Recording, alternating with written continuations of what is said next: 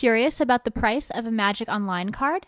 Try our searchable price guide on the right sidebar of any mtgoacademy.com page.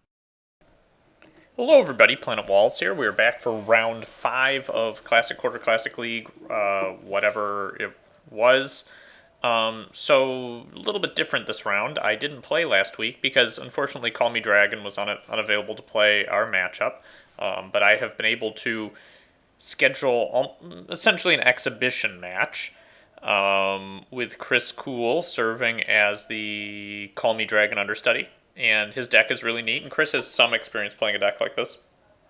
It wins by Doomsdaying and then comboing off, usually with a Laboratory Maniac. But it strikes me that there are probably other ways to do it too. You could find like Yawgmoth's Will or something, or not sure. I'm sure you can figure out some way to kill me. So that's that. It's got Massacres on the board, which are going to be trouble against me. Might bring in Snuff Outs, maybe Spirit Guides if it needs to ramp. Might bring a basic land too. I think my best shot against this deck is to just Mana Screw him. So that's going to be my plan. But I actually think this is a tough matchup for me because I've changed my deck such that it's just a little bit slower than Fishy Fellow's original was. And it's unlikely that I'll be able to take him out really quickly. I've also removed one of the Thalias from the main. Maybe two of them, actually. And so those would have been the best cards against Christopher Cool. So, with all that said, here's my deck again. This is the Fishy Fellow variant, and I will be letting Chris know, there he is, that I'm ready to play. And, oh, well, you can't do that. You got to do Freeform, because this tournament started before the recent restrictions. So I'm going to write Classic League Exhibition Match, and we'll send that along to Chris. And we are off, so let's see how this goes. I would like to play first. GL Christopher Toole. Alright, so this hand, huh? The old Tower of the Magistrate. Wish I hadn't played this card in my deck hand. I think True Believer sets me up pretty well to win. Because he has to target... No, he targets himself with most of his combo pieces. Like, maybe this hand is just horrible. Like, he's got Necropotence that I can take with a Relic Order, or maybe some artifacts. This hand doesn't have a Thalia in it. I'm going to go ahead and... Well, let's see. Like, Revoker would be decent. Arbiter would be decent. Arbiter would be really good, actually. These guys aren't very good up here at all. I'm going to go ahead and mulligan this. Well,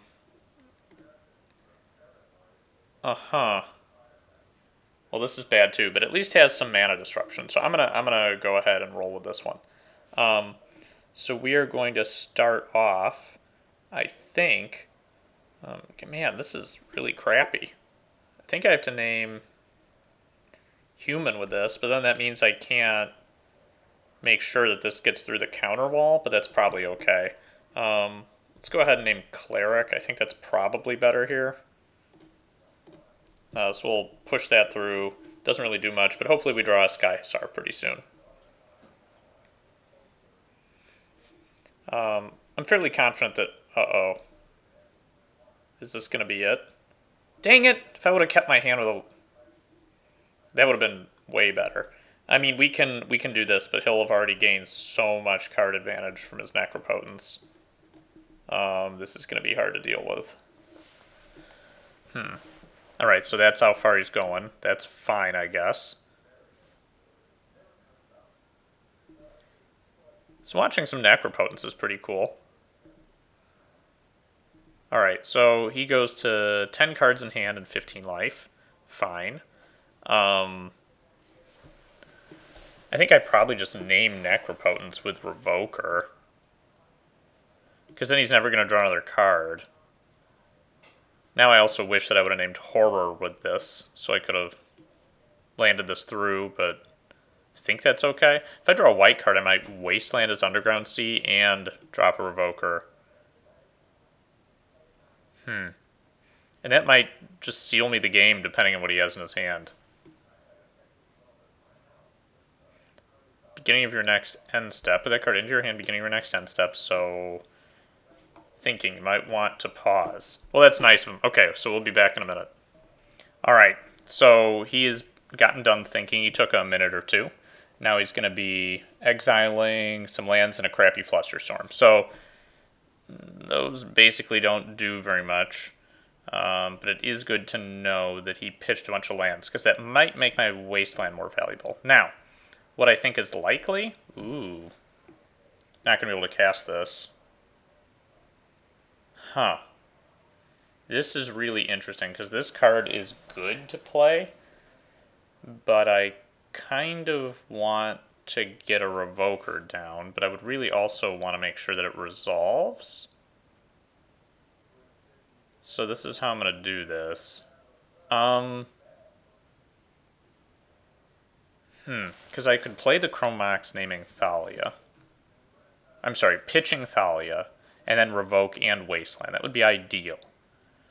But chances are then, like I can't play this because it's a human. I could have named human with this. I decided to name Cleric instead. I'm going to go for the max play, and we'll hope that he doesn't really have a good way to counter anything.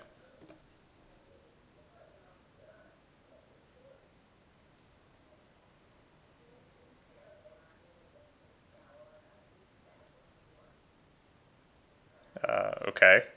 I don't think he's playing Daze, so I'm not worried about that. We're going to try to land this and see what happens. Okay, and it did get forced, exiling force. That's unfortunate. Now I really wish that I would have just named Horror with Cavern. This is not the end of the world, but it's certainly not good, the way things have been going. So he's going to continue to have a massive draw engine going, which is going to be very difficult for me. We just want to make sure he has as little action as possible.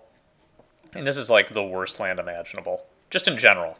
This card probably cost me more games in this deck than I can even fathom, and I've seen it so many times, so it's just so crappy. Alright, so... Okay, yeah.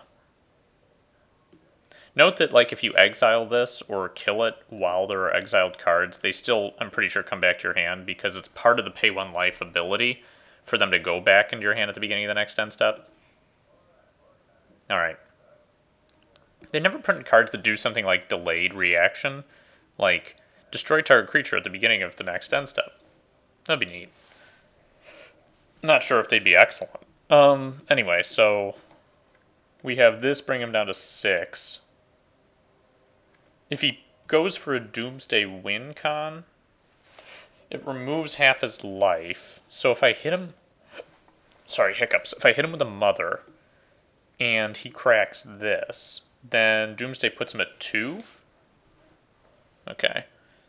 And he forced, causing himself to lose 1. That's fine. So he's going to go to 10. He may tell me he's going to think for a little bit again.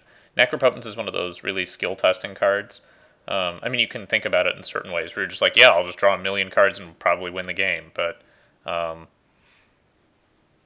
it's not necessarily like that, especially when the pressure's on you. Like, by that I mean creature pressure, not like sort of pressure when you're just pressured in a tournament environment or something. Alright, so we have a misstep getting pitched, and we have 2 lands. Alright, that's fine.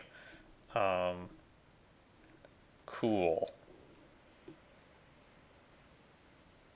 Alright, so we don't have anything to do right now. That's bad. So, I really wish I could have landed that. I made a couple of questionable calls. I wouldn't call them outright misplays, but certainly questionable plays, which I believe have at least hurt me to some extent.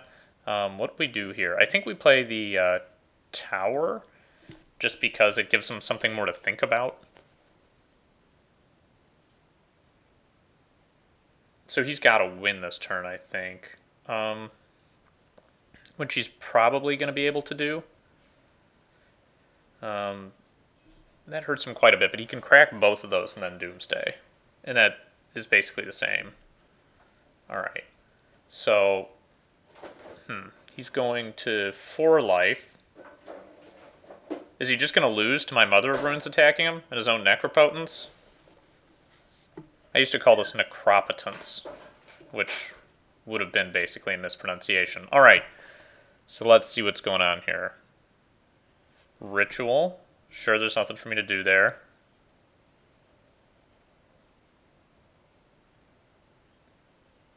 Trying to figure out why he had green. What is library? It just looks like tourists are there. Okay, now he's going to be gushing. Or not. Alright, so Yawgmoth wills. I've got no responses, sadly. Now he rituals again. Now that's pretty bad. But Yawgmoth's will isn't that good, given that all this is gone. Okay, so now he goes to 2, and he gets to stack the basically 5 remaining cards from his deck, and I don't get to see them.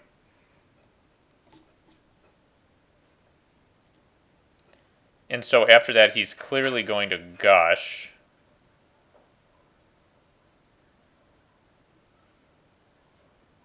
This is a really skill-intensive card, too. I mean that specifically on Magic Online, because if you click in the wrong order, you screw yourself up. That's one of the best reasons. The Magic Online is really funny. Like, it's a culture all of its own, and the culture of misclicks is kind of humorous. Alright, so what do we have going on here? We've got Mr. Game & Watch staring out of a window in this gooey egg reflection. Here there is a geyser, Old Faithful, coming out of a tiny little cork inside the cloaca of a giant beast. And over here we have just a stupid building that somehow gives somebody protection from artifacts. If anybody understands the flavor of the Tower of the Magistrate, let me know. Or don't. Up here we have a skull. This is stupid looking, I gotta be honest. I think I'm going to go ahead and pause until he's done with Doomsday. Alright, he appears to have made some sort of decision, and the way this card works is very peculiar. So he presumably kept, like... See, probably not a Thoughtseize. Correct. He also has all these cards exiled. I forgot I had to pay life. LOL. Yeah, that was one thing that was funny. Doomsday requires you to pay life, so he's going to gush, draw 2 cards. He's got another gush, presumably on the top, but he can't do anything about that. I think he can play another land. Alright, so we have a Lotus Petal coming down. Being turned into green. Fast Bond, he'll get to play 1 land, maybe 2.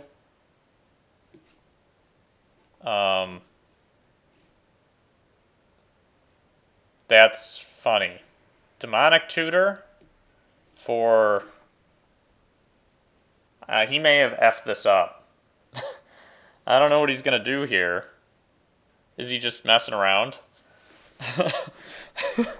Doomsday is hard. It is. I tried it one time in a singleton match. You could try to go back and find that, and it was like a fucking mess. Alright.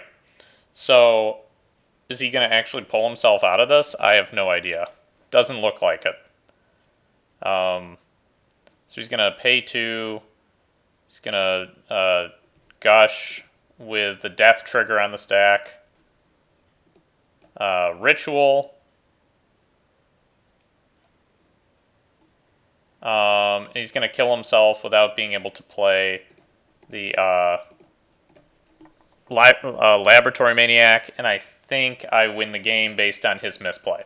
Okay, so that's okay, because whatever is essentially what I'm trying to say. I could, like, run a Swords here. I'm not sure it's great, though.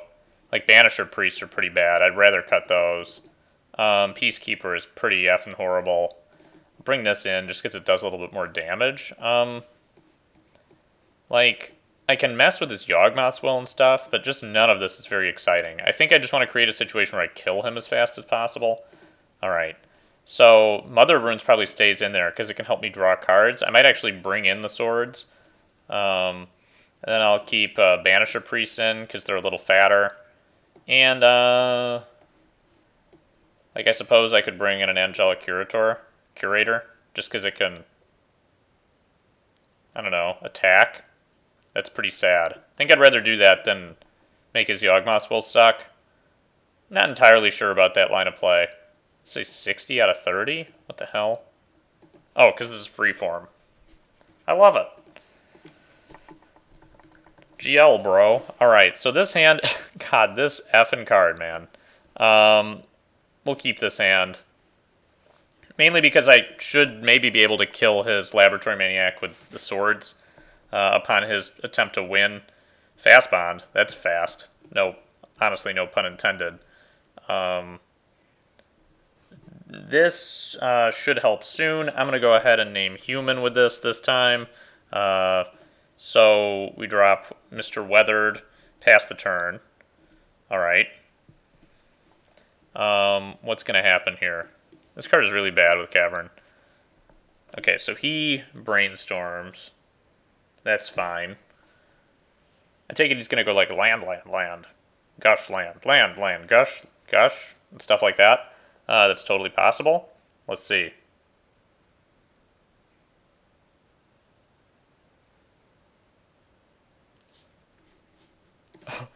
Oh, what?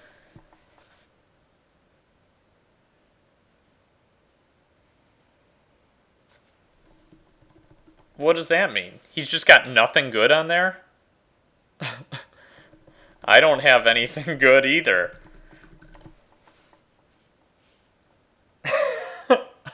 Okay, so basically he's saying his hand super sucks. Okay, well, that makes me feel pretty shitty. I think I basically just win off that. So I was gonna say, like, don't concede yet. You still have, maybe you aren't gonna do anything for the next 2 turns, but I don't have anything to do. But now that I was able to blow up his land, it's pretty sad. Alright, so I take it Chris is indicating a concession. Again, this was not the actual matchup. I basically default won the matchup because my opponent was unable to set up a match in time. And so I guess we took this. I ended up not making top 8. I was like 13th place or something due to bad tiebreakers, even with that default match win. So life goes on. I'll try to play another classic match very soon. I'll see you guys soon.